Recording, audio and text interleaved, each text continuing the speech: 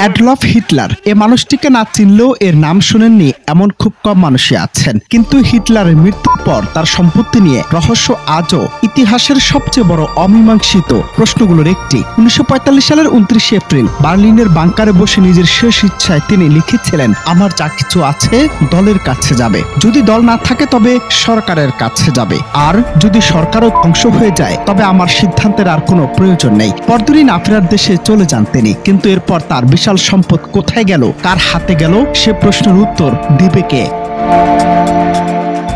সে সময় হিটলার প্রকাশ্যে দাবি করতেন তিনি সহজ সরল ও মিতব্যয়ী জীবন যাপন করতেন। তিনি সবসময় দেখাতেন অর্থ তার কাছে তুচ্ছ, অথচ ভেতরে ভেতরে তিনি ছিলেন ইউরোপের অন্যতম ধনী ব্যক্তি। 1945 সালের এপ্রিল পর্যন্ত তার সম্পদের পরিমাণ আজকের হিসাবে ছিল প্রায় 1.35 বিলিয়ন থেকে 43.5 বিলিয়ন ইউরোর সমান, অথচ তার কোনো সম্পদের কাগজপত্র পাওয়া যায়নি। ফলে হিসাব করাটাই হয়ে দাঁড়ায় অসম্ভব এক চ্যালেঞ্জ।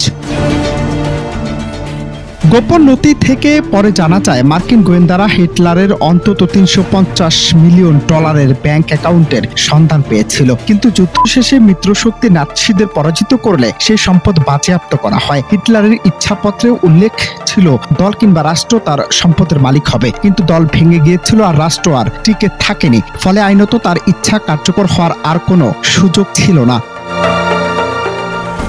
অবশেষে বিজয় মিত্রশক্তি সিদ্ধান্ত নেয় হিটলারের সম্পদ স্থানান্তর করা হবে জার্মানির বেভারিয়া রাজ্যে, কারণ সরকারি রেকর্ডে সেখানে তাকে বাসিন্দা হিসেবে নিবন্ধিত করা হয়েছিল। তবে শুধু বাজেয়াপ্ত করাই নয়, পাহাড়ি বাড়ি লুট করা হয়, পরে তা বোমা মেরে ধ্বংস করে দেওয়া হয়, যেন ভবিষ্যতে এই স্থান নাৎসি অনুসারীদের তীর্থক্ষেত্রে পরিণত না হতে পারে।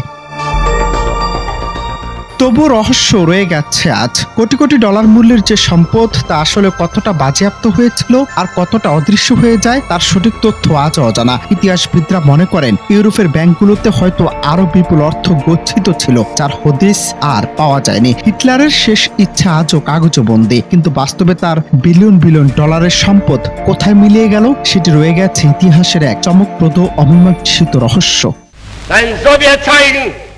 অনন্ত হাসান মাসুদ, বাংলা টিভি।